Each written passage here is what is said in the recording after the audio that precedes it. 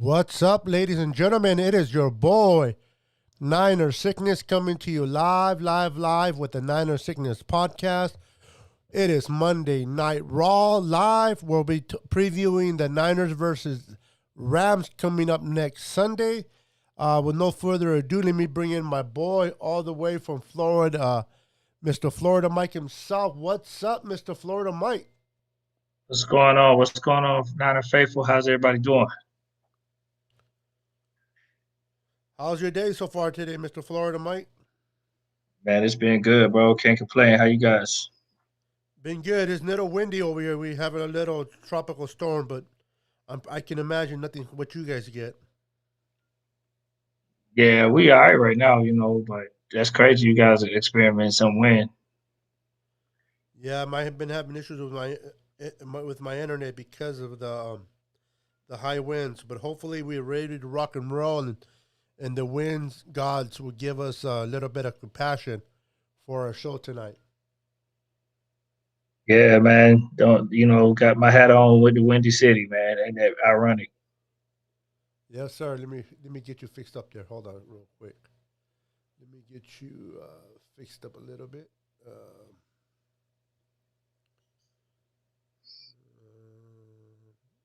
There you are. Give me a second. Let me bring myself down a little bit. Oops. There to your level. Okay, now we're ready to go. All right, hello. Let me say hi to everybody. What's up, Don? Tom, Lucky, Kevin, Larry, Tom, Christian Carver. How are you guys doing tonight? Welcome to the Nine Sickness podcast, where we're going to have a little bit of fun. We're going to have a little bit of a preview with the Rams versus the Niners, what to expect coming back from a bye. Our team got rested, and I forgot to hit record. I always do that. Anyway, better late than never. What's up, Javier? How you doing? What's up, Ismael? So we're going to talk a little bit Niners, 49ers Rams preview for this Sunday. A lot of our players are getting healthier. We hopefully will have Raheem Mostert back, Debo back, Garland back at center, Sherman back on defensive. That's something that I'm looking forward to, is seeing the combination of Sherman with Jason Verrett. Hopefully we can cover a little bit better and takes a little bit of the pressure off our front four, given that we can't sack quarterbacks right now. So hopefully that would help. Mike got taller on me. What happened there, Mike? Mike, I got. Hold on. See, No. Stay right there where you're at. I'll go back up. Stay where you're at, bro. I just had to make sure the fans see this SF, man. No worries, bro. You're coming up a little bit. Say something real quick, Mike. What's happening? What's good? Okay, there's a lot of feedback. Um, Hold on, real quick. Say something again. LA Rams sucks. Yeah. Is everybody? How you guys? Everybody? Can you guys hear Mike? Real quick. I just want to make sure that my updates on my mixer has gotten. Can everybody? I know you guys can hear me, but can we hear? Can everybody hear Florida Mike? Let me know in the comments if you guys can hear Florida Mike. Yes, no, maybe so. We would appreciate that. What's up, James Bolt? How you doing, sir? What's up, Tanisha? Okay, so you can hear both of us? Perfect. That's what I wanted to hear. Oh, wait a minute. I can hear him. Okay. Good. So, we got a week off. We didn't win or lose. Our players are little by little getting back healthy. I want to get your thoughts, Mike, on what's your thoughts on getting Debo and Garland and Sherman back and Raheem Mostert, especially going what I like to consider the second half of our season after the bye. What do you expect of our players coming back to do? I mean, they're probably gonna be a little rusty, but I'd rather have them back than not, obviously. So, the season's not over. We're still capable of making the playoffs, but we're gonna have to make up a lot of ground. We're gonna have to win a lot of games. We're gonna have to win out, to get to really be a serious contender, man, because it's gonna be challenging. We still got some games. People like to say we played our hard games. This the NFL. I don't care what week it is. I still don't believe in that easy games. If a team record is bad like the Jets, and the Jets are playing very porous compared to some other teams, that are like the Steelers that are undefeated. Yeah, the Steelers probably are more formidable foe, but any given Sunday, as you know, it doesn't matter, man. All that goes out the window. If you don't come to play, you lose. If you're hurt, you have a higher chance of losing. So, you know, um, let's see what happens, man. I hope we can make the playoffs because if Garoppolo gets back this year healthy and rest out for as long as he needs to rest, and we can squeak in the playoffs, we went from talking about top 10 draft pick to possibly competing for a Super Bowl just like that. So we'll see what happens, man. It's still some football left to play. Yes, sir. Yes, sir. Most definitely. Definitely. Are you? What kind of mic are you using there, Florida mic? I don't have a microphone, just got these headphones on. Oh, is you using the Same thing I microphone? always do. Okay. You okay? You're better now. You're better. Good. Yeah. So, um, yeah, getting our rest is definitely going to help us. Hopefully, getting Raheem Mostert. We all know that when we have Raheem Mostert and when we have Debo, the offense is completely different. It is different. Yes, we don't have Jimmy. Yes, we don't have Kittle, but I still believe that having Raheem Mostert at running back, and having Debo Samuel at receiver just brings a whole different element to our offensive attack. And having Brandon Ayuk, Jordan Reed played real well in that loss to the Saints. I was very pleased by the way that Jordan Reed played, especially having that finger catch that he did. He's coming along pretty good. So having a healthy Raheem Mostert, having a healthy Debo Samuel, a healthy um, Brandon Ayuk, and a Sherman on the defensive side, we should be able to make some noise. Now, my expectations are not that high.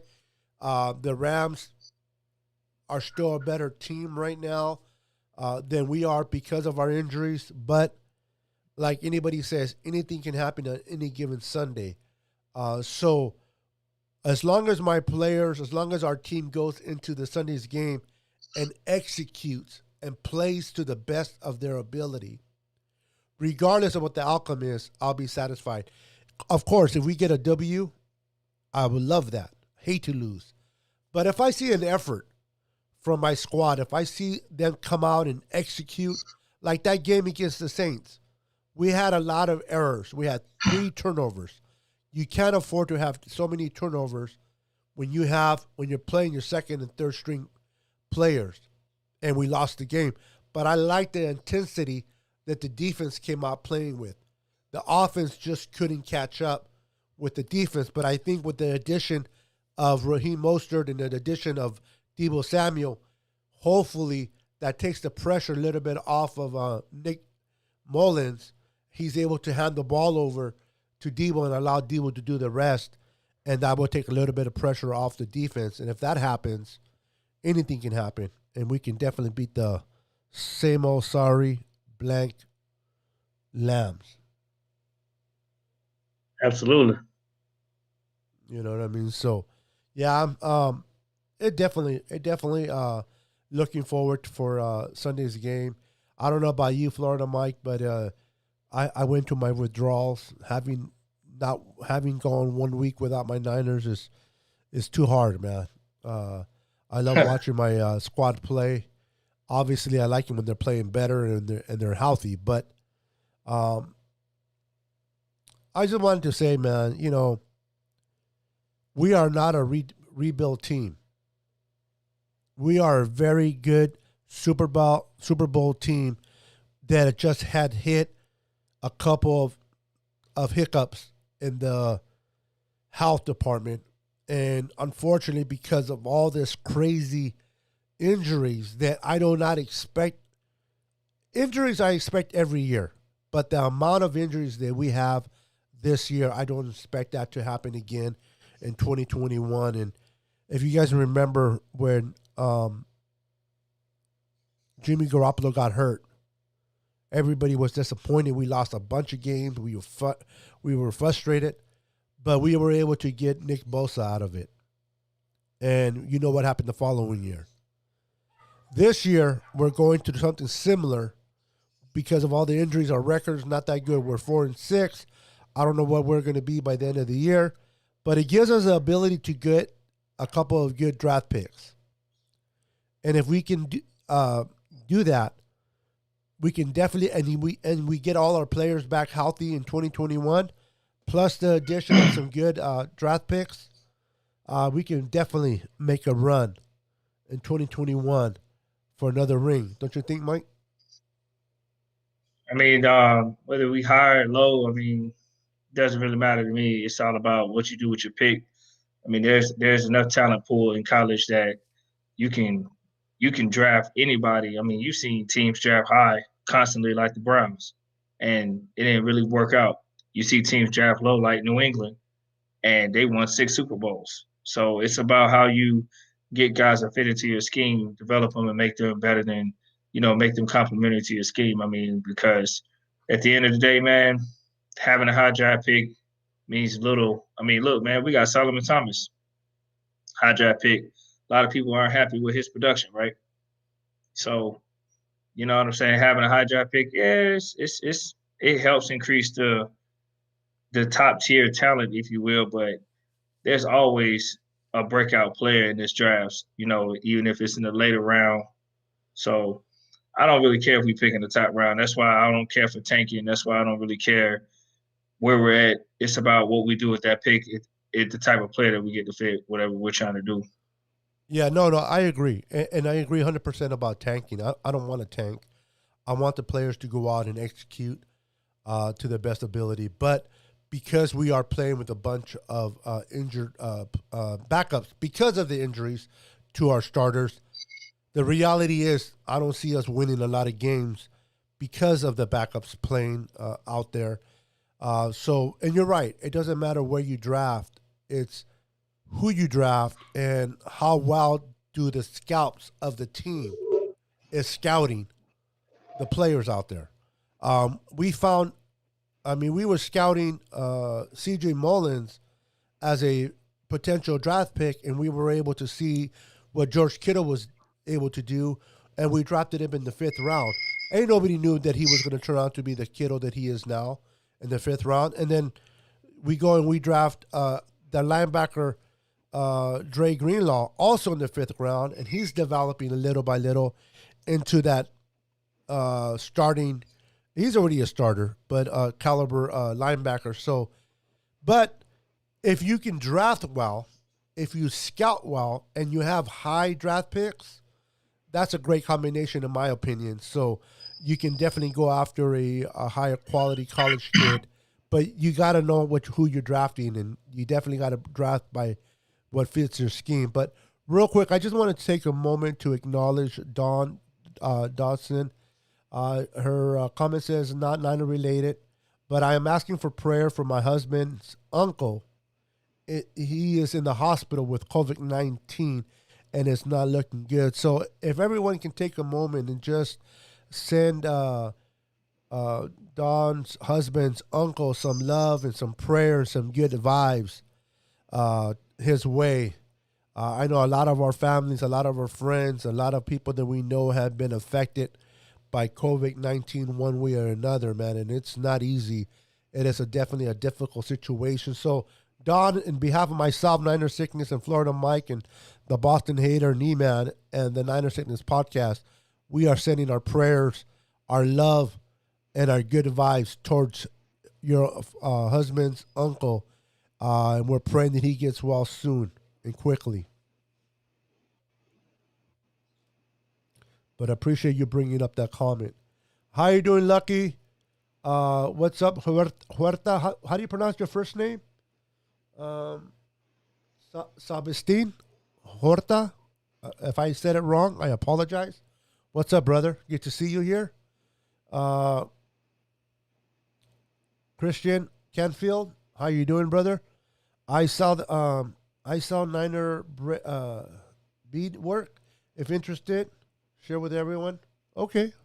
If anybody's interested, we normally don't do this, but if anybody is interested in some beads, hit up Christian Canfield. He'll take care of you. Let's see here. You are welcome, Don. Of course. We always will encourage and lift each other up. I say this once and I say it again. Whether we have 10,000 followers or 10 followers, whether we have 200 viewers or 2 viewers, we like to look at this podcast as a family-based podcast. And we pray and we lift each other up, man. So one of our family members are hurting, we are all hurting. We encourage one another. We support one another.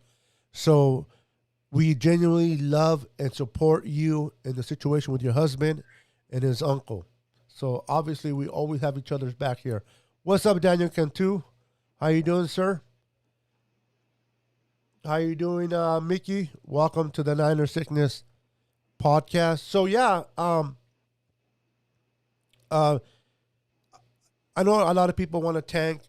Again, going back to where we were at, Mike, I'm not a believer in tanking, but I do know that, unfortunately, when you have a quarterback like Nick Mullins, when you have third-string players playing, when you're moving your whole offensive line around, and you're juggling your offensive line around because of injured players, it's really hard to win NFL games. And I don't want to draft high. What I'm saying, just to bring clarification to those that are watching, if we wind up with a high draft pick because of the misfortune of having so many injured players, then I would like to take advantage of that high draft picks to better our squad coming into the 2021 season when all of our injured players come back healthy and we can make a run and a push for a Super Bowl run. That is all I'm saying for all the viewers that are watching. I'm not trying to tank. I don't want to tank. But I'm also realistic.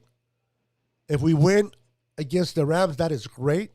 But having second and third stringers out there playing Nick Mullins, I am not confident in Nick Mullins. So it is what it is. If we win, great. If we lose, as long as we can salvage the season by getting some good players next year.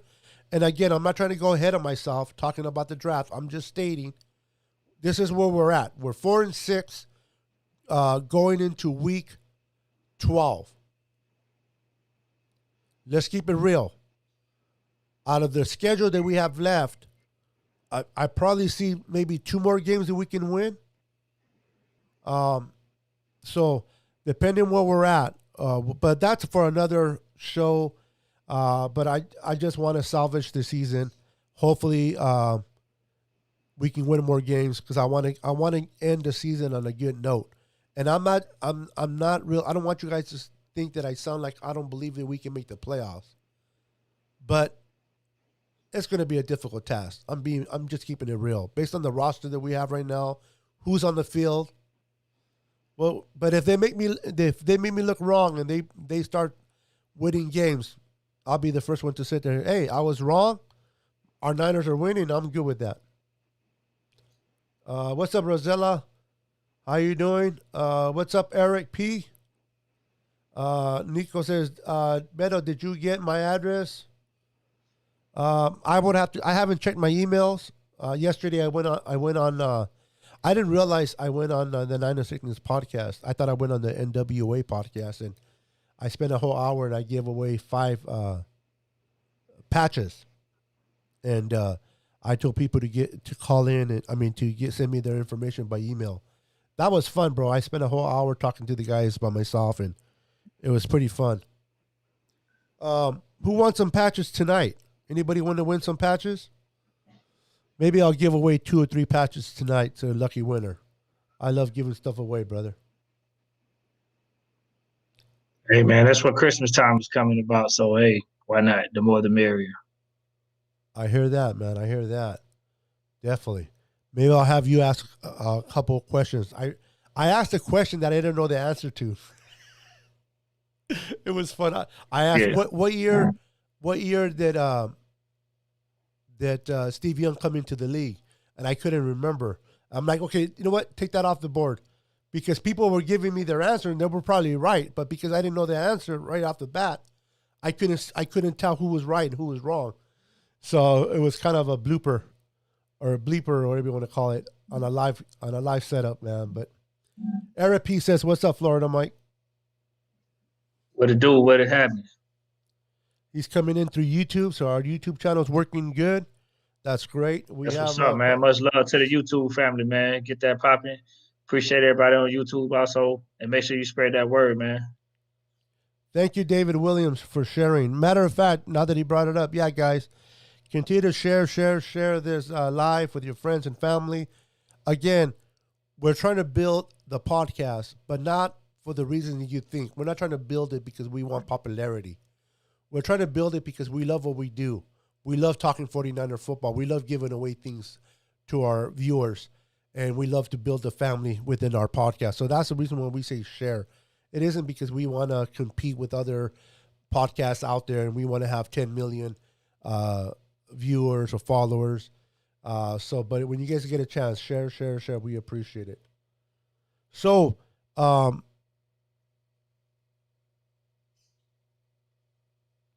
element do you think that, in your personal opinion, Mike, does Debo bring to that offense when he's on the offense?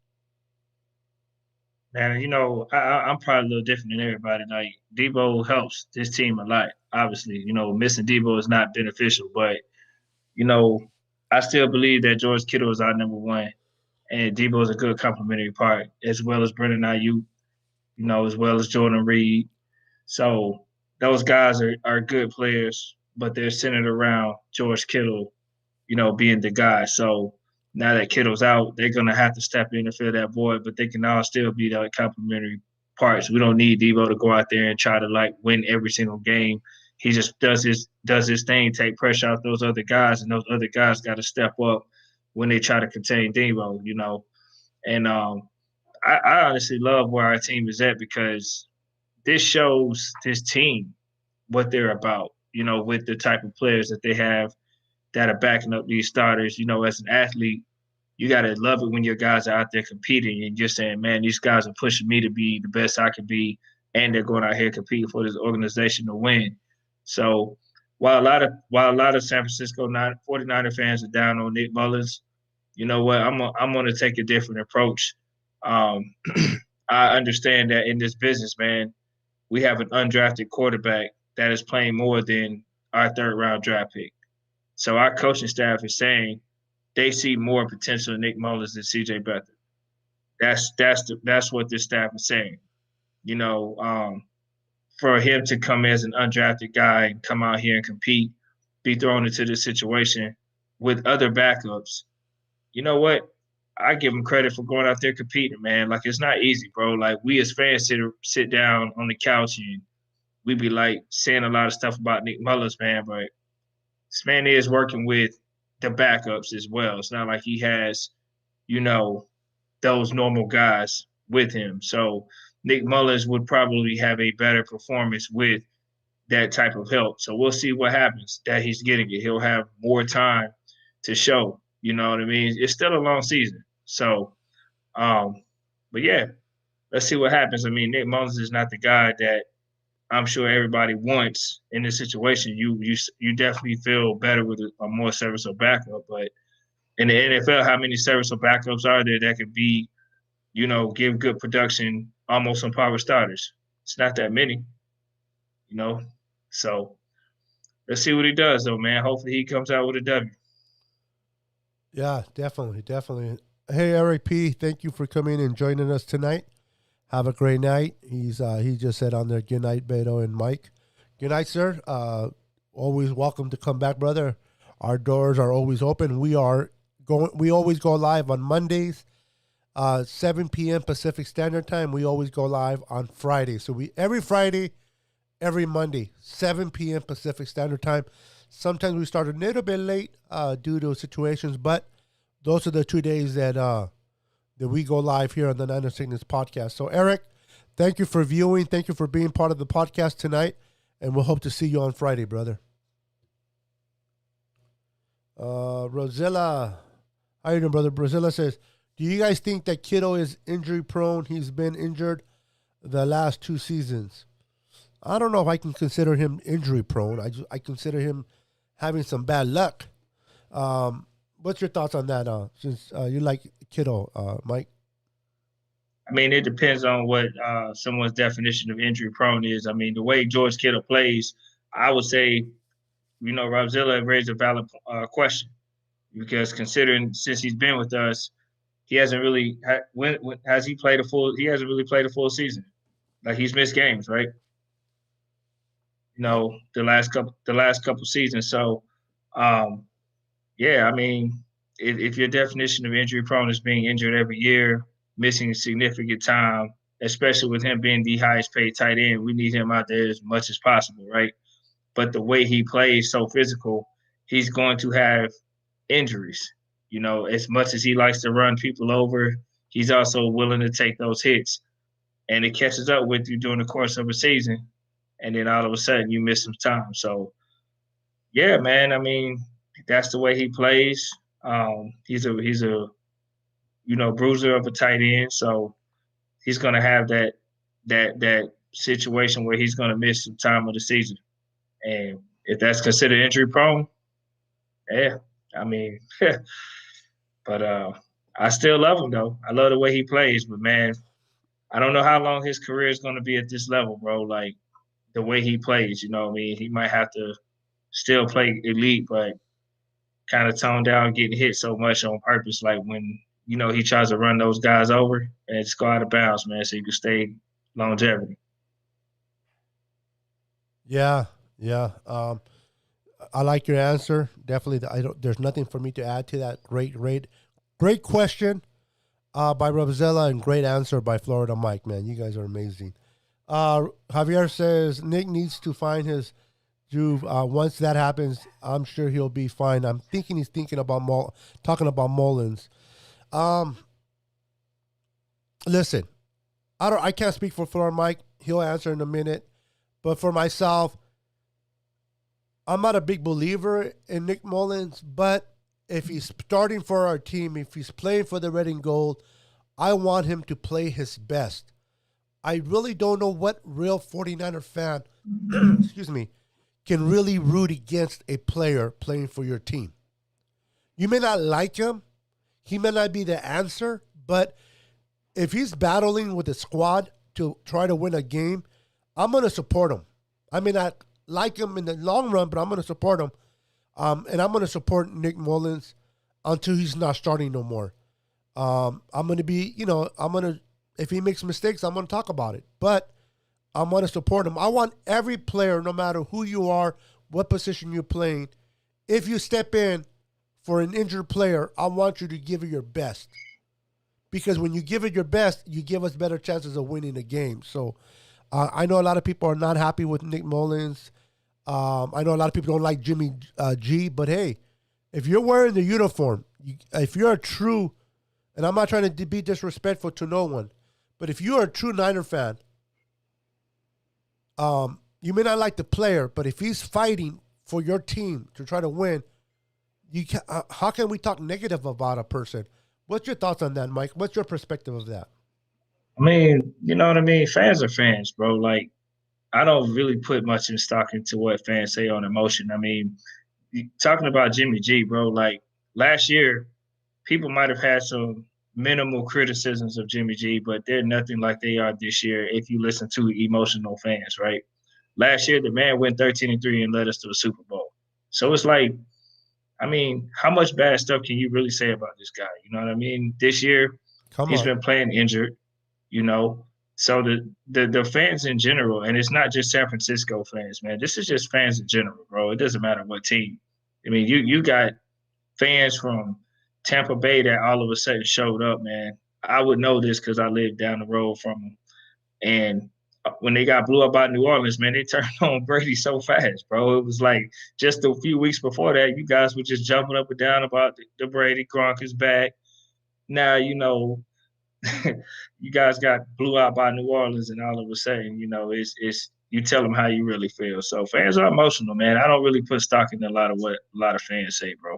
I'm gonna be honest, man. I let everybody talk, and then I understand that the root of their comments and their views are based upon these sports idiots that they watch on TV that know nothing about San Francisco football, claiming to be experts. You know, um, I know these guys that they watch on TV get paid. I know that these guys say that they're professionals, and I know many of them are actually former NFL players. But just because you play the game don't mean you can be a great analyst. Just like people play the game and not great coaches. It goes across the board. So, when you understand that majority of the fans are hooked to, I'm not going to mention any names because, to be honest with you, not because I'm trying to indirectly talk about somebody, but because I really don't know who the hell is on TV anymore. I haven't watched them in almost a decade, but I'm aware of the talk on pre-games. That's about as most as I watch. And I remember the last time we played the Rams. 90% of the crew outside of Tony Dungy picked the Rams to beat us. Yeah. Tony Dungy was the only one that picked the Niners to win, right? And you saw what happened. You see what I'm saying? They act like we didn't have any shot. So it just goes to show you, man, when these guys don't watch our team, they're judging us based on a record and perception as opposed to reality. We know when we're healthy, we're a very good damn football team. We're probably the best team in the NFL, at least in the top 3. I would say top 2, damn it. Yeah. I firmly believe that us and the Chiefs right now. That's why we made the Super Bowl. So, but yeah, man. Didn't want to go too much on a rant, but No. You're making very, very solid points. I don't mind people going on rants, man, but when they're making points, I love it, and you're making very good points. yeah, And I people need mean, to know that. as far as the quarterbacks go, man, like I said, with Jimmy G, man, he's the starter. He's gonna be held to a higher standard. But let's not forget, this is the same quarterback that won 13 games and lost 3. This is the same quarterback where our franchise, since he came on, um, has won majority of his games. Without him, we have a losing record. So analyze this from a totality perspective, bro. Like, he has not been healthy majority of this season. So his production, I'm honestly not mad at right now because the man is only able to do what he physically can do. You Yep. know what I'm saying? I don't think he's regressed at all. I think he's playing hurt, and his injury has gotten the better of him. So there are little things that Jimmy Garoppolo does that we, feel as fans that he can do better. But hey, every quarterback can say that. We want Garoppolo to be an elite quarterback, but some of us have to understand he just might be an excellent game manager, and that's okay. He doesn't have to be Aaron Rodgers great. He doesn't have to be Tom Brady great. He just needs to be Garoppolo great. And if he's a great game manager, then that's what it is. And I've always told people this. I thought Garoppolo's a great game manager. That's what I feel about him. I don't know if he's top 10 quarterback, but he's right there on the cusp. He's sitting right outside of that top 10 caliber. He's very capable of squeaking in the top 10, but who cares? Uh, I feel like we have a good quarterback, and until you tell me somebody that's better than him that's available coming up next year that will not mortgage our future, I'm all open, you know. But I've heard names float around. I've heard people say things, and Dak Prescott, and I'm like, he's gonna get franchise tag, and all these other names floating around. So if we didn't get Tom Brady last year, I'm not sure who else you're gonna get coming up next year when Garoppolo's a guy that you'll just have to retain because you don't want to give up draft capital to get somebody that's probably better than him, like an Aaron Rodgers or something. You're Yep. going to give up something to get it. So do you really want to do that and have a smaller window of Super Bowl competitive, or do you just want to keep what you got and try to keep building around? So my thing is, if it's got us there, don't panic because of an injury riddled season, bro. This is not our best. This is not our best team, bro. Yep. And we have fans that are reacting. We have fans that are reacting based upon having damn near all of our entire starters hurt.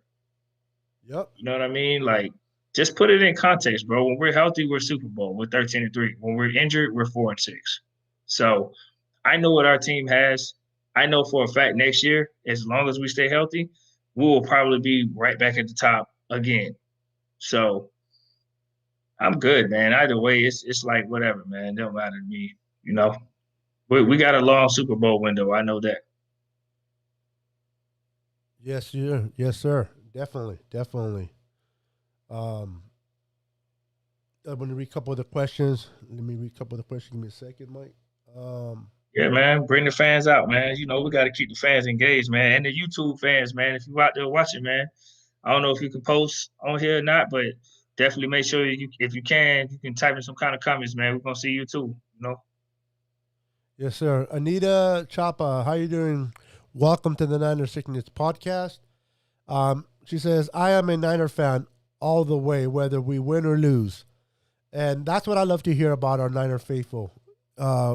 Listen, we have good games, we have good seasons, and sometimes we don't. But the faithful, the reason why we are called the faithful is for a reason. You remain faithful through the good or the bad, no matter what. We don't waver based on our record. We get upset, we get frustrated. Who does it? We criticize certain plays from our players, but we remain faithful. Listen, we're 4-6. We're having a podcast. Look at all you viewers in here chiming in. Why? Because you love your 49ers. You are big fans of your team. Myself and Florida Mike, we love our red and gold. We love talking about the Niners. So even with a 4-6 record, we're still here representing, having a live podcast. So as Anita said, win or lose, we'll remain faithful. We got to. Let's see here. Rosella says, Jimmy G is a winner. The football gods like him. Well, I wish they liked him a little bit better to keep him healthy. But I like your point. Javier says, call me crazy, but you all think that Emmanuel Sanders being gone hurts the vibe. It was a big difference having him. I'll let Mike answer that as well, but my little intake of that question is the injuries that has taken a toll on our team hurts our vibe, in my personal opinion. Yes, Emmanuel Sanders was a great receiver. He was brought in last year in a time of need. He came in a perfect time. He was able to help develop our younger receivers. But when you have receivers like Deebo Samuel and Brandon Ayuk, you got to give them the opportunity to play and develop on the field, in my personal opinion. But the fact that we have so many injuries to our squad, it's what hurts our vibe, not necessarily the lack of Emmanuel Sanders, in my opinion. What's your thoughts on that, Mike? I know we shut him down last game. I know that for a fact. Only one reception for 5 yards. So, I mean, as far as experience goes, absolutely from the short term perspective, meaning this particular year, yeah, you know, it's going to challenge our team's chemistry, offensive production at receiver because we got Ayuk trying to fill that void. But the reality is, man, whether we had Emmanuel Sanders or not, will we be a better football team with him with all of these injuries? You know, I don't see it. You know, I don't think he's not a caliber receiver of like, you know, what the Cardinals got over there. You know what I mean? He's a good veteran guy. You know, his presence was felt when he came here, but a lot of our young guys were hurt too. So it's not like we've been playing this entire season. Like the development of Ayuk and Deebo together has been stalled because both of them have been hurt. So honestly, I don't really think his impact is missed that much, man. I'm gonna be honest. You know, if he was out there with all those guys missing, we'll still have the same record. Yep. The injuries, again, the injuries have taken a toll, man. I'm going to take nothing away from Emmanuel Sanders. He came in a time that he was needed, like I said, to develop our young receiving core, develop Deebo, we didn't have Brandon Ayuk, but to develop Debo and Kendrick Bourne and so forth. And he did his job. But the Niners let him go. Everybody just want to make sure you understand. We didn't lose Emmanuel Sanders to the Saints. We just felt that we had a good squad that we can go forward, and they just went ahead and allowed him to move on to New Orleans and play over there. But you're right. We did shut him down. We shut him down, and we shut down K1 Alexander. I think he missed a couple of tackles, what he's known for. So, but this year it is what it is, man. Our injuries has definitely taken a toll on us. What's up, Jose Avila? Welcome to the Niner Sickness Podcast. This is with all the injuries this year, should we be looking into replacing our strength? Well, see, this is the hard part, in my opinion. If we do this will be our third newest strength and conditioning that we'll be getting. We already fired the first team of strength and conditioning. We hired these guys, and we're running to the same situation. I don't really know if it's the strength and conditioning issue or if it's just straight out bad luck. We got a bad juju over a black cloud over San Francisco that is hard to shake off. I was just talking to Boston Hater earlier today, and we were talking on the phone, and we said, man, have you ever heard of a team have so many injuries in a given year? It's unheard of. It really is. And not only injuries, but we lost how many? I forgot how many players we lost to COVID-19 just recently. And it's like, if we're not losing players to injury, we're losing them to COVID-19. 2020 has been a nightmare for Niners and the faithful, man. I can't wait for this year to be over. If you're not part of the Amazon team, this is a bad year. You know what I mean? Because Amazon is flying this year, but I'm telling you, man, it's a bad year for a lot of people, especially for the 49ers. But I can't believe that this cloud can continue to ride over us. I don't quite believe that it's our strength and conditioning staff. But what's your thoughts on that, Mike, in your personal opinion? I mean, we're only halfway through the season with the staff. So last year we went 13-3 without a lot of significant injuries, and they got fired, right? Very good point. So same staff. This is the first year. Is this the first year with this new staff? No, we had them last year. Last year, right? Okay. Yep. So we had this staff last year. We went 13-3. Pretty much was healthy, nothing really significant. This year, everybody goes down. So, some of the players were saying it was the turf. Well, it was reported that they said that. I don't know what they said. I didn't hear them, but it was allegedly reported that the players were saying the turf in the New York games is what did us in, because that's where we racked up a lot of injuries, and they haven't been right since. Yep. So I'm not sure if that's something the staff could control. That field might be a big factor into that. But, last year they had the same staff, didn't have this problem. So I don't want to say fire staff halfway through the season when that's we had a full season last year without significant injuries like that, and this year we have half a season with a lot. So it's kind of premature to say that, in my opinion. And I'm not saying you said that. I'm just saying in general. Yeah. I know you were asking the question, so big shout out to my man for asking a great question. Jose. That's just my honest. Yeah, Jose. Big shout out to Jose for asking a very good question. That's my honest critique. I think we're only halfway through the season, so but let's see. Let's give it time. Let's see what happens for the rest of this season and for next year, because the reality is, I'm not so certain that this staff is responsible for the injuries when we played on apparently a bad turf in them 2 New York back-to-back games. That's where the injuries piled up at. Yep. You gotta love our boy Boston Hater. A strength and conditioning staff. Big shout out to Boston Hater. It's a cop-out for people desperately searching for an excuse for the wave of injuries. I call that BS. He was, in behalf of Jose, he was just asking a question, man. Easy there, killer. Okay. I don't think Boston Hater is responding to Jose. I think Boston Hater is just speaking in In general general, I know he because is.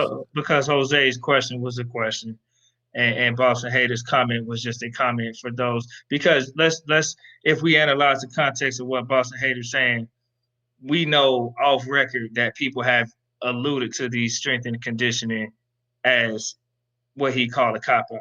So I think that's where his comments are coming from. I don't think they're related to the callers to, to the to questions.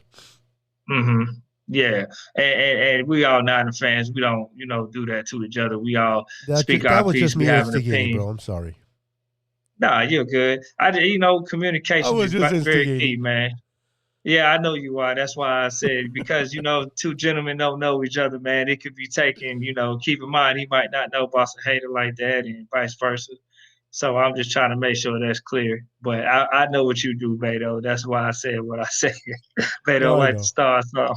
It's No, the but Mexican in me. we have fun though. You know what I mean.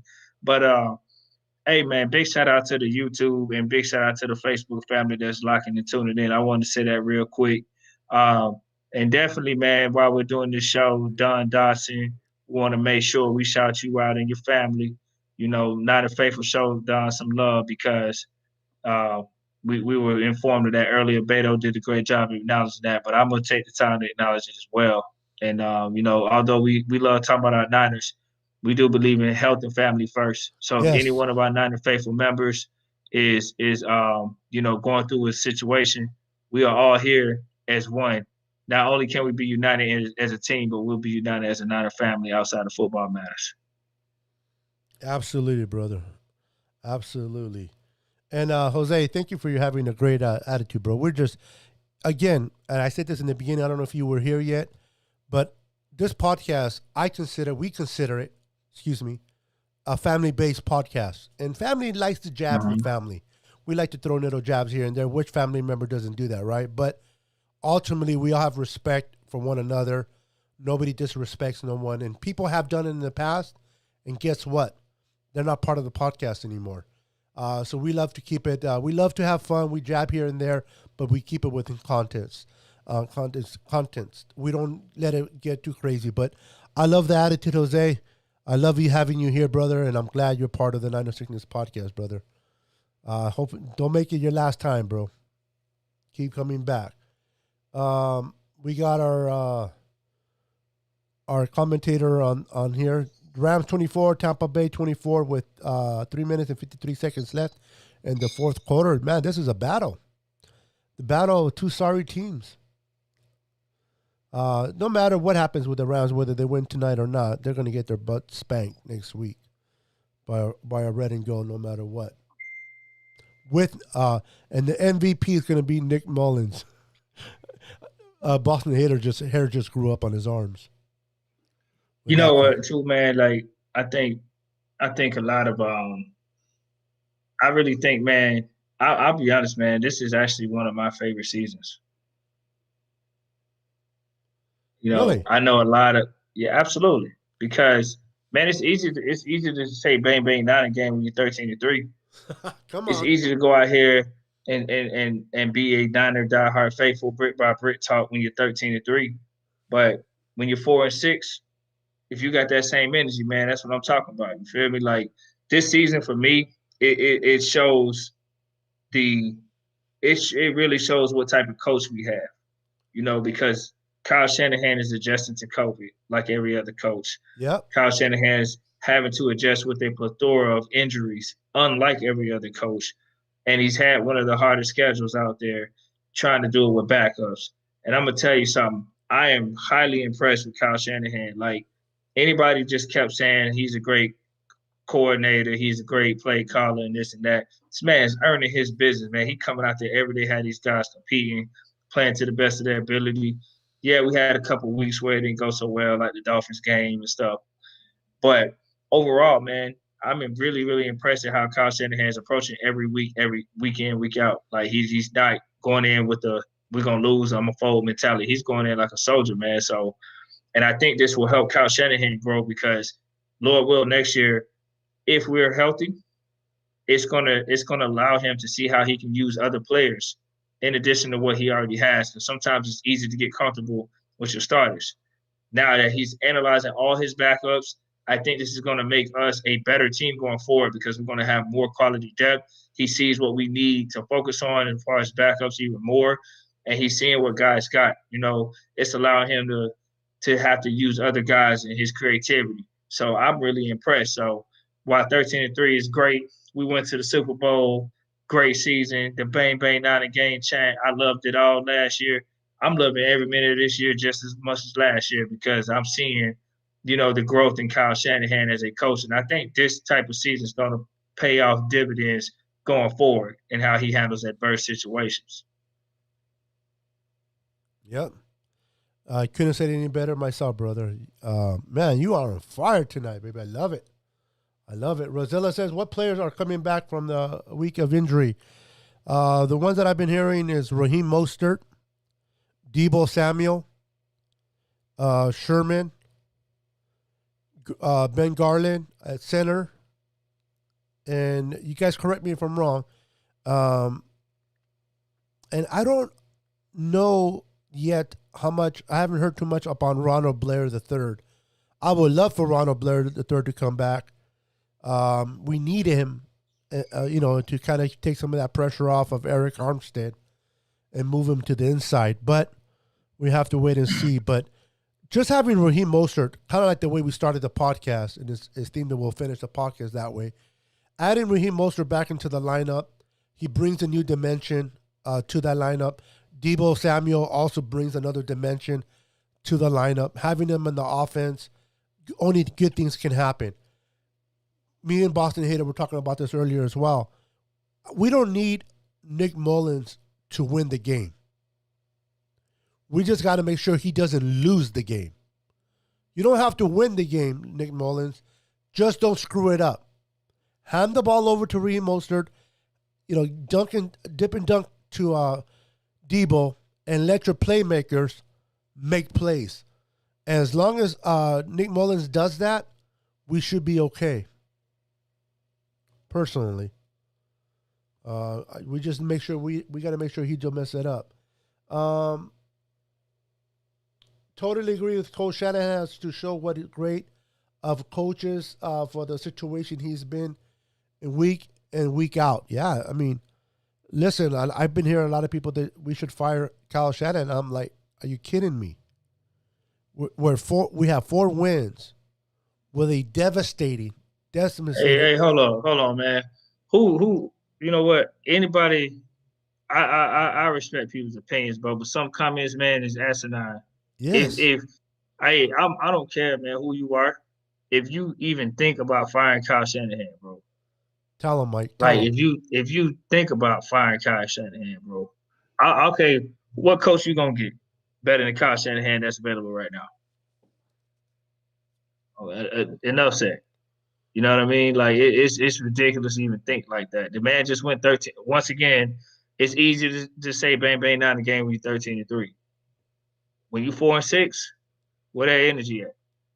You know what I'm saying? Where's that pride at? Where's that I love my 49ers and all that talk? Yep. This is why I said this is one of my favorite seasons. I like seasons where we have to rely on adversity. We have adversity and stuff to deal with, and then we have to see what we're made of. I know going forward next year, I can tell that we got guys on this team that are backups or young guys that are inexperienced that are going to come out and play with heart. I love that because I know when we get a Kittle back, Deebo back, Ayuk is going to step up even more. I know that we're going to have other guys like Jordan Reed coming out there. And the thing is, I'm hoping what I would love to see from Kyle Shanahan is to utilize those other guys more because although we're paying Kittle a lot of money, the highest paid tight end in the league, I feel like sometimes we rely on those plays too much. You know what I mean? Like when they're healthy. I would love to see some plays where it's more spread out to the other guys, to produce. And granted, it takes time to develop them as well. But I'm speaking on next year. Next year I would love to see when we have a healthy unit that camaraderie and chemistry to where we have a team full of complementary players to George Kittle, I really think we take off even more. You know what I mean? I like what Tom said. Those people that want Cap back is the ones that want Kyle fired, or vice versa. But yeah, let's stay with Kyle, and let's not worry about bringing Kaepernick back. The guy hasn't played football in years, man. So he's not the same Kaepernick that he was when he was on the team before. Enough said of that. Don says, gonna get the girls ready for bed. Hope you all have an amazing Thanksgiving. Gonna relax and wait to hear about my husband's uncle. Listen, Don, enjoy your Thanksgiving, you and your husband, your two beautiful girls. Happy Thanksgiving to you and the family. We will continue to keep positive vibes, continue to keep positive prayers towards his uncle, and keep us posted. And we appreciate, tell the girls and give the girls our love from the Niner Sickness podcast. We appreciate you, Don, and the girls. Nathaniel says, there's only a handful of coaches in the league on his level. Coach Kyle will be fine. Yeah, man. I don't know. Hey, I'm gonna come out on record and say this, and I don't care who like it. I believe Kyle Shanahan is the second best coach in the NFL right now. Yeah, I mean, who's really? He's at least top 5.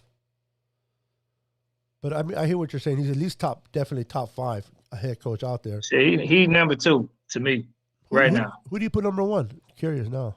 I mean, I'm not gonna go over Belichick, man. Oh, okay, Belichick. You know what I'm saying? I mean, Belichick's still there. Considering his whole body of work, it would be crazy for me to say that right now because Kyle Shanahan only been a head coach for so many years. But with what Kyle Shanahan has accomplished with the situations that he's been dealt, man, he's turned our team around in less than 3 years. You know what I'm saying? Yeah. Yeah, he completely came in. Him and John Lynch came in and pretty much took the whole team apart. Brought in a whole bunch of different players. And some players were overpaid, but nobody wanted to come to the Niners at that time. So some players had to get overpaid, kind of like our fullback. You know what I mean? He's done great for us. But he has turned around a team that was terrible. We had lost Patrick Willis. We had lost a bunch of players. And him and John Lynch in 3 years took us to the Super Bowl, 7 minutes away of winning it all. And people think he's trash. I don't. Man, listen. Kyle Shanahan and John Lynch are both brand new in their respective positions. And in 3 years, they've accomplished more than what some coaches have not accomplished in 15 to 20. Like, there's been a lot of coaches that, hell, what's his name? Andy Reid ain't win, in his what? His first Super Bowl as a head coach until when?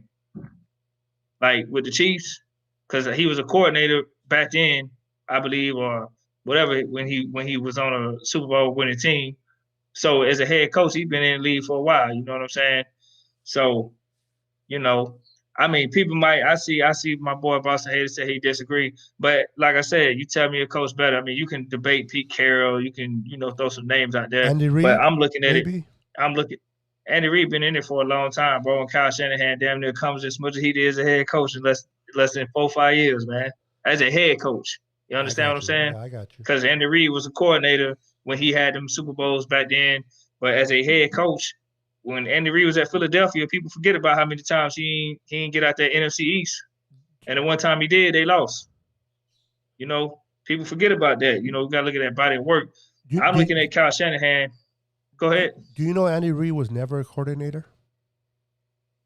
Well, he was with he was head coach. My bad. Whatever. Well, no, he he went from a special teams coach straight into the head coach position.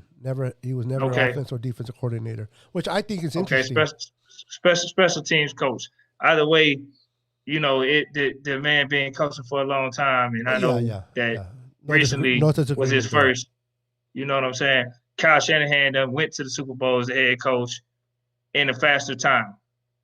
with in way less years, and like in his third, fourth year, or whatever, he was already in Super Bowl. So that's amazing to me. And Kyle Shanahan, has done a lot with this team. He's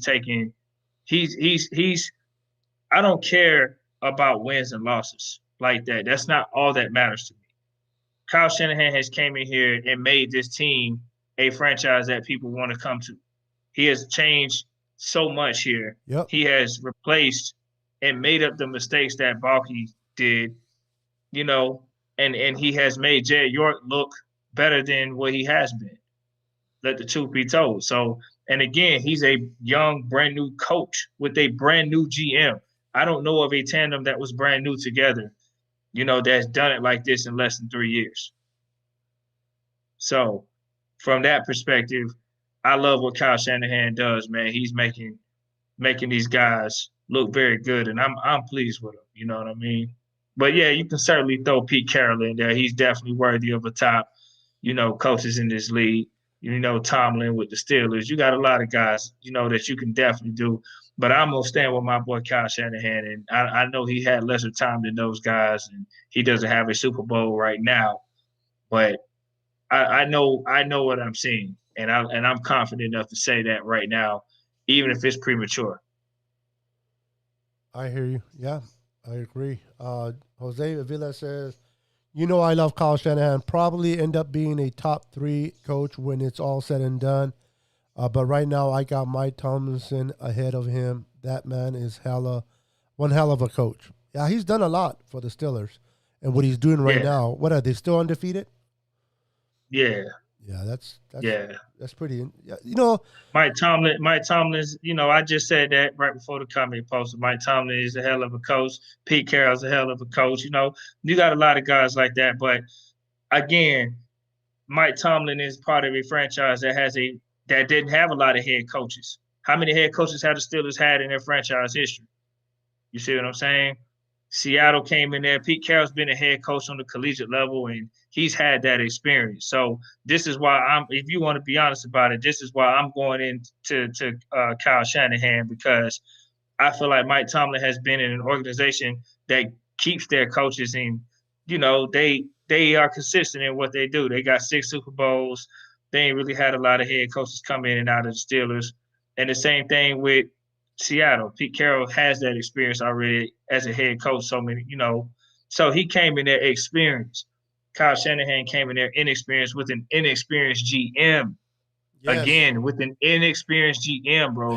First time GM ever. If you want to break it down, this man came in with an inexperienced GM who's never drafted players at that level. And then he's coming in as a head coach, and they both had to mesh together. That's not easy to do. And then when you take a team that was horrible, that nobody wanted to come to, and you go to the Super Bowl in like 3 years, man, I don't care what nobody say, bro. Second best coach in the league, whatever, man. I'm gonna say it. I'll stand on it too. And like I said, it might be a little premature right now because his body work is not that long, but I'm impressed with what he's done in his career right now. You know what I'm saying? So I'm going to stand with Kyle Shanahan on this, and I'll stand on my own. I don't care. No, agreed. Yeah. I mean, what Kyle Shanahan is able to do in Kyle Shanahan and John Lynch, being inexperienced, coming in from the playing a player, then going to the broadcast, and then coming from the broadcast and taking a chance and becoming a GM. Kudos first and foremost to Jed York. I know a lot of people are not happy with Jed York. You guys don't have that much love for him because of Balky or Bulky. I can never say his name correctly, but Jed York took a chance. Listen, guys, he took a chance that if it wouldn't have worked out with John Lynch and Kyle Shanahan, if they would have stunk it up, Jed York would have took so much criticism, more than he already has with the faithful. You got to give the guy respect, whether you like him or not, that he took that chance. And it's paying off. It is paying off with John Lynch. It's definitely paying off with Kyle Shanahan. This year, there's a lot of frustration because of the injuries, because of all the games we've lost. But listen, let's keep things into perspective. It ain't a coach situation or problem. It's not a general manager problem. It's an injury season problem that we're at where we're at. We're not 4-6 because we have great talent on our roster and our coaches can't coach right. You can only coach as good as you can with the roster you have at hand. And there's so much that Kyle Shanahan needs to adjust just to be able to play these guys on the field. And yet we have 4 wins. You know how many teams out there with a better squad and healthier squad have less than 4 wins? Do you know that the whole NFC East, bro? The whole NFC East don't even have 4 wins. Man. Yeah, me and Mike, we both did that together. Yeah. Yeah. All 4 teams don't have 4 wins. Yeah. Okay? And yet we have 20, 25 players on injury, and we have 4 wins. Take that into consideration when people think about Kyle Shanahan and John Lynch not doing their job. Please. We love you guys. We respect you, but don't sound like an idiot when you make a comment like that. Please. With all the due respect. You know what I mean? John Lynch and Kyle Shanahan are doing a great job in spite of the situation they found themselves in. No coach comes in at the beginning of the year looking at all these injuries and having to coach 70% of the time because you don't have your starters in there. Give these guys a break, man. What's up, David Hernandez? Good to see you, brother. Jose says, I believe we got a 3rd pick with a new rule in developing minority culture to have a head coach. Yeah, me and Nathaniel, Boston Hitter, we talked about that previously. That, listen, some of you love Robert Saleh, some of you don't. But the way Robert Saleh has been coaching this year, in spite of some adjustment that he still doesn't know how to make, he's still one heck of a defensive coordinator. And I say that to say this. If he gets hired by a team that's going to be losing their head coach in the offseason, we get a 3rd-round pick.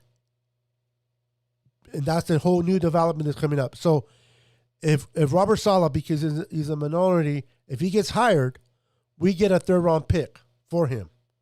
So, hey, if we got to lose him, why not get a 3rd-round pick for him, right? I take it. And then we can bring in Dan Quinn and his replacement. But anyway, you think Quinn's gonna be like the top candidate for sure? In general or for us? In general. I mean, we know as fans what we would like or what we would prefer, but I'm sure Shanahan and Lynch are aware though, aware of Quinn. I'm sure.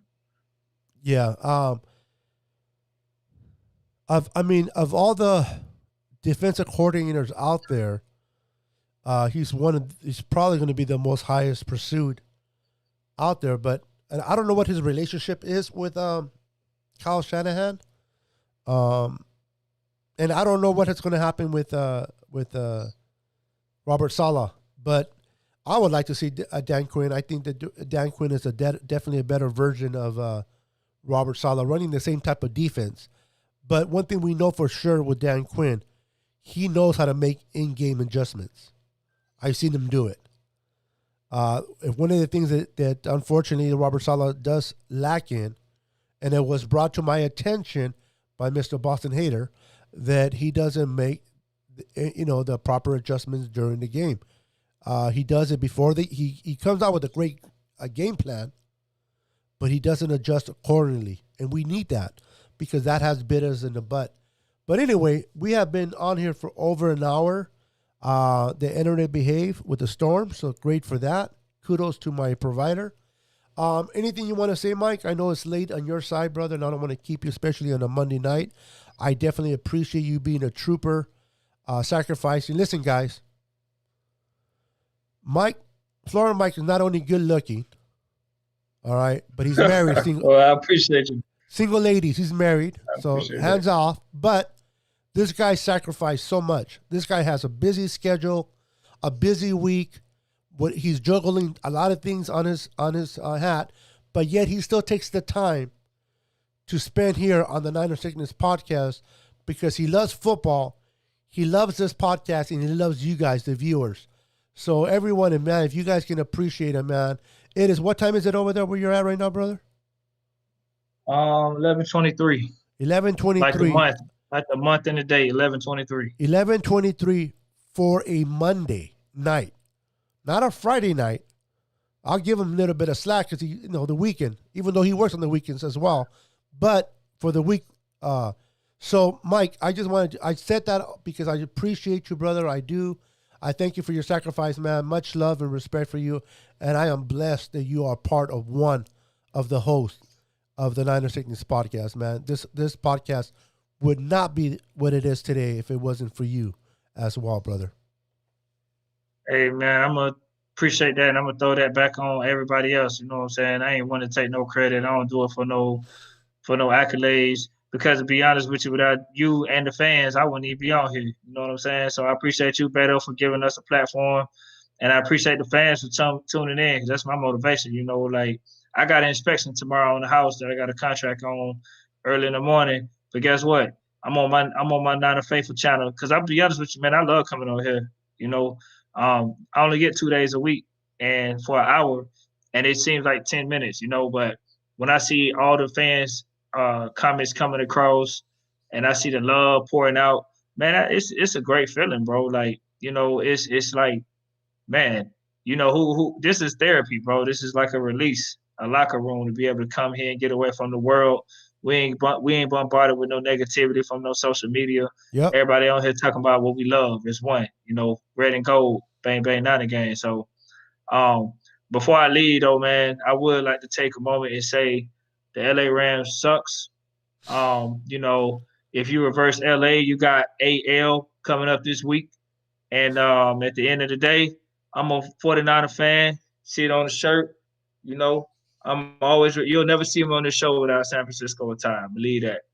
You know what I'm saying? So, hey, fellas, real quick, man, if you got to go to bed because it's late and the wifey is like, hey, you can't be on the show, it is bedtime because we know as you get into that married lifestyle, you got your permission slip and your curfew. It's okay. You know what I'm saying? It's a real thing. I'm going to give you a little secret. Fellas. It might not be a secret because we got some ladies on the show. But, hey, what you do, watch her TV show, let her have the remote, and make sure you massage her favorite spot to where she's very comfortable and she goes to bed. You have to snuggle her. And keep it PG. You act like you're going to sleep with her, and then you sneak your way out of the bed and get on this podcast and tune in with us. You know what I'm saying? And next thing you know, you go right back in the bed and say, baby, I enjoy snuggling. You got your show in, man. You got to do what you got to do. And turn the lights on your screen, on your phone, or whatever you're watching it on. Make sure the light is dim very low because if you're in the room trying to sneak it in on the show, that light's going to wake her up, and that's it. That's it. Oh, man. Give y'all some tips, man. So you got to stay tuned in, man. I'm trying to help you out, fellas. I'm trying to help you out, man. I love it. Only on the Niner Sickness podcast you get it raw, man. Hey, you guys getting some one-on-one advice by Mr. Playboy here, Florida. Hey, he lives in Florida, man. 101. He lives in Florida. You can't get no more Playboy in Florida than Florida, man. Florida Mike 101, Vice City, man. Let's go. There you go. For any future one-on-ones, go ahead and send him an email. What do you charge? What do you charge an hour, bro? Man, I don't charge Niner fans. The love connection. I charge Niner haters, man. I charge Niner haters. If you're a Niner fan, you already paid for it, But Niner haters, I'm taxing you. So I love it. Hey, I'm gonna have. Hey, Tom. I know what though, Tom. I bet your wife do care about busting pimples on men's face. Like, I just want to know, all the ladies on the show, I know this off subject, but why do y'all get so excited about busting like bumps on men's faces? Like, y'all get locked in like a hawk does. Beto, don't look at me like I'm crazy. Women know what I'm talking about. They love busting bumps, pimples, and all of that stuff. I just want to know why. I just want to know what is the fascination about it, especially when it's real juicy. Women love that. They get so excited about it. I'm like, damn. Beto, well, you can this look at is me turned like I'm into a crazy. different podcast, that's for sure. Hey, hold on. It's just funny, man. It's just funny. It's all fun because we got some first time people, man. When you talk about football and that's what it's on, they love it, man. But when you being yourself and you just having fun, it is what it is, man. But the ladies on this show, I know I'm not crazy. How many of y'all watch Dr. Pimple Popper and you take it home to your man and then you bust his bumps and when it gets juicy, you know you love it and he be screaming and y'all hate it. I mean, he hates it, but y'all love it. I know there's some ladies on this show probably laughing right now, but they know what I'm talking about. Beto, if it ain't happened to you yet, you're lucky. My wife, a lot of men are going through this right now. My wife wouldn't touch me with a 10-foot pole. Oh, okay. Well, you're a lucky man. Every man does not have that luxury. You're an exception to the rule, bro. Every man does not have that. But anyway, we'll keep it 9 to football, man. I'm just having a little fun jiving with the people. Hey, man, it's all good, bro. It's all within fun. Everybody, again, I stress it enough, man. We're family here, and family talks about family topics. And it's okay to get away from football, even if it's, even, especially towards the end of a show, bring some realism there. But I love what Nathan said here. Florida Mike, the love doctor, is in the house. Love it. Nah, not at all, man. I'm a shy guy. Yeah, until he's not. I love it. Anyway, hey guys, we have taken enough of you guys' time. We appreciate each and every one of you. Again, I gave kudos to my boy Florida Mike. I want to give a special thanks to my boy Boston Hater. The guy does a lot of things, not only on camera, but the things that he does off the scenes. Boston Hater, we appreciate you, brother. E-Man, I love E-Man. E-Man, we give him a hard time, but this podcast wouldn't be what it is without the 4 co-hosts. But most importantly than any one of us, this podcast would not be what it is without you guys, the viewers, the family members that I love to call. You guys are the ones that make this podcast what it is. You guys tune in every time we go live. You guys tune in to the watch. You guys have your personal life, whatever you guys do normally, but you guys take a moment of your time to come on here and watch us do our thing. We appreciate each and every one of you. Everyone, honestly, give yourself a hand of applause because you guys deserve it, and I'm being sincere about that. We appreciate each and every one of you. Thank you for being part of this family. Thank you for being part of this podcast. We love you guys. Have a wonderful week.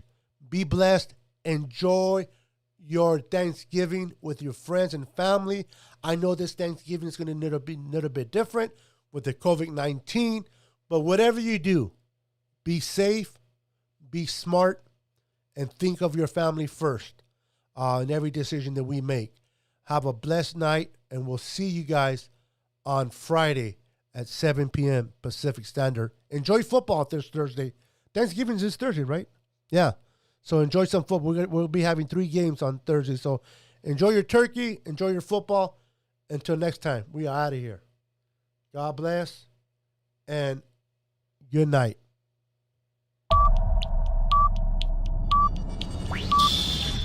10, 9, 8, 7, 6, 5, 4, 3, 2, 1.